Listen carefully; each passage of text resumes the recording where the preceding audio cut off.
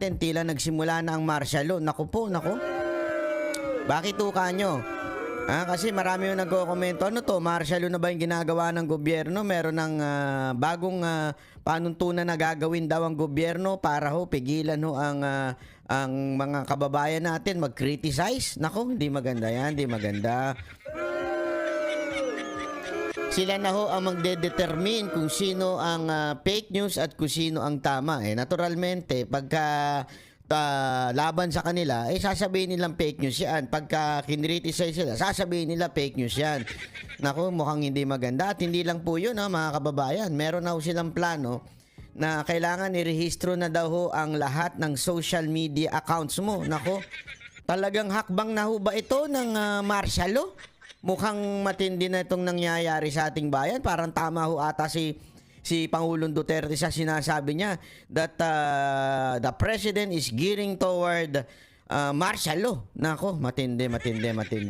Yan ang focus nila ngayon. Kaya mga kababayan, sana ay tayo ay magbantay. Tayo ay talagang bantayan natin ang mga nangyayari sa lipunan. Dahil, naku, iba na ito. Iba na. Ito, ibabalita na natin. Unang-una, syempre walang iba kung hindi itong si hari ng fake news. Hindi pala. sorry naman.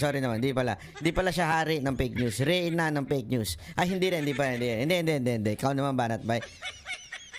Hindi nga daw siya attack dog Kayo naman, sinasabi ninyong attack dog siya. Hindi naman daw siya attack dog. Siya daw po ay defense dog, Anyway, tingnan natin itong sinasabi ni Madam Vlogger na napunta sa Malacanang. Net 25. Yan. Yusek, kanina po nabanggit ni Acting Secretary J. Ruiz na I'm here po. Ang layo na tingin ko. Na kailangan po pag-aaralan yung pagkakaroon ng regulatory body sa social media para maiwasan po malabanan ng fake news. Can you elaborate po regarding dun sa kanyang binanggit na medyo hindi po... Alam niyo ba kung kailan ginawa yung MTRCB? Nung panahon niya, kinreate siya nung panahon ni Marcos. Yung senior, yung matandang Marcos, kinreate yan. Kasi may mga pumupuna sa gobyerno noong panahon nila. Marami mga iba't iba mula sa balita, mula sa sining, sa drama. Yan talagang konteksto niyan. Yan yung konteksto niyan kasi may mga pelikula noon. Kasi noon, kontrolado nila yung news di ba? So may mga ginagawang parang mga movies at the same time may mga yung live performance on stage na kumikriticize sa gobyerno. Ngayon, dun sa movies, yun talaga yung matindi dun. Siyempre kasi sa mga sinihan yan, marami yung nakakapanood sa television yan. Kaya nila kinreate yung MTRCB. Meron nga dyan sa parte ng MTRCB na nagsasabing kung ikaw ay para makakasira sa gobyerno, ikaw ay dapat ipagbawal. Parang ganun. May ganun din may ganun. Babasahin ninyo, makikita nyo yan sa ng MTRCB. So parang ngayon, inuulit pa nila. Proud pa sila doon. I have nothing against with MTRCB Ang akin, they're just following a law. Okay? Which is, sa totoo lang, sa tingin ko, that law is already, wala na sa hulog yung law na yon.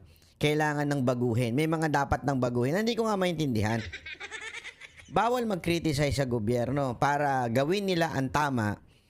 Para itong mga government official, gawin nila yung kanilang tamang trabaho at karapatan naman nating punahin sila dahil sila ay sinasahuran ng taong bayan.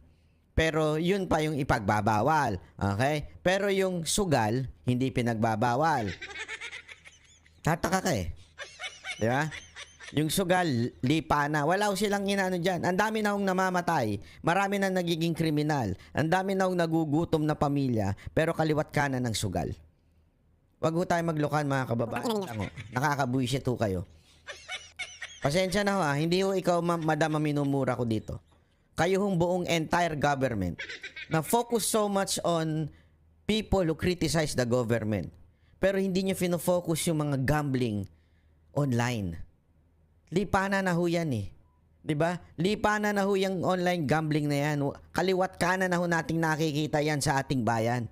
Ang dami na sinisirang pamilya niyan. Pero mas focus ninyo yung mga nagkikriticize sa gobyerno. Pangalawa, ano pang mas yung rampant na ayoko namang sabihin pero pambababoy sa ating mga kababaihan. Rampant na po yan sa social media ngayon. Formal na nga eh. Magsusubscribe ka na nga eh. Ayoko na lang banggitin yung pangalan pero tingnan ninyo, malala na. Alam mo yung mga panahong ganyan dati, tinatago pa eh. Ngayon, isinasama na talaga doon sa pangpamilya. Oh, 'di ba? Alam naman ho natin yung pangalan ng kumpanya na yun. That company before what's really focuses so much on maayos na entertainment. Ngayon, wala na. Tsuktsakan kaliwat kanan, pinagmamalaki pa. I mean, there are other things that you can focus on kesa yung ito nagkikriticize sa gobyerno. Di ba? Ang dami niyong pwede gawing batas para masupil itong gambling online at saka itong mga kalaswaan online. Dami ho niyong pwedeng gawing sanang batas tungkol dyan. Kesa naman yung para lang pigilan itong mga nagkikriticize sa gobyerno. Tama, mali? Nakakainit ng ulo, shit. Masyadong kompleto kung paano po ang gagawin natin. Actually po, dapat makipag-ugnayan din po tayo, makipagtulungan po tayo sa mga mambabatas po natin, sa Kongreso. Kasi sila din naman po yung gagawa ng batas dito. Yung pong sinasabi natin na magkaroon ng regulatory body, sa palagay po namin ay napapanahon dahil tayo po sa mainstream media, tayo po ay sakop at nare-regulate po ng MTRCB. Kung tayo po ay miyembro ng KBP, meron pa rin po tayong KBP. So sa tingin po natin, sa ating palagay, ang pagkakaroon ng regulatory body, separate na regulatory body for the social media, ay napapanahon din po para po maiwasan yung mga pang-aabuso. Hindi po natin pipigilan yung mga opinyon na naaayon naman po sa batas, kumbaga opinyon na lihitimo. Kung ito man ay kritisismo, yan po ay dapat lang na irespeto. Pero iba po kasi yung sinasabi natin na paninira ng walang basihan at kung ginagamit man po itong mga troll army sa paninira, ibang usapin po yun. Sandali, kung troll army, bakit hindi nyo tanungin si Marcos? Siya nga mismo nagsabi niya ni. Binabati niya yung mga troll eh. May video ho siya niyan. Ba't hindi nyo siya punahin? Yung boss mo, punahin mo. Ako, totoo lang against din po ako sa mga iba't ibang klaseng trolls. At pati fake news, ako totally against po ako dyan. Hindi ho ako hindi ako talaga pabor dyan sa mga... Ako din, hindi rin ako pabor sa yung walang mukhang account kasi hindi kayang panindigan yung kanyang sinasabi. Hindi ako against, whether in my color or outside of my color. Ibig sabihin, kung political, same kami ng politika, ako talaga, sorry to say, pero hindi po ako agree. When you are in politics, especially giving opinion, pasensya na sa mga tatamaan pasintabi na lang ho. Kung kayo may bibigay ng inyong opinion, dapat nakikita mukha ninyo. Kasi this is about politics. Yung credential, alam ko, yung credibility, napaka-importante. Kailangan kaya nyong panindigan yung sinabi nyo. Kung hindi nyo kaya, wag nyo nang sabihin. Sorry pero that's the truth.